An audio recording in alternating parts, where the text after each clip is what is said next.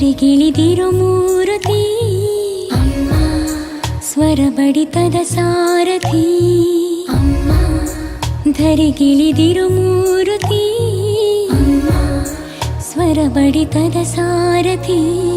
ನನ್ನ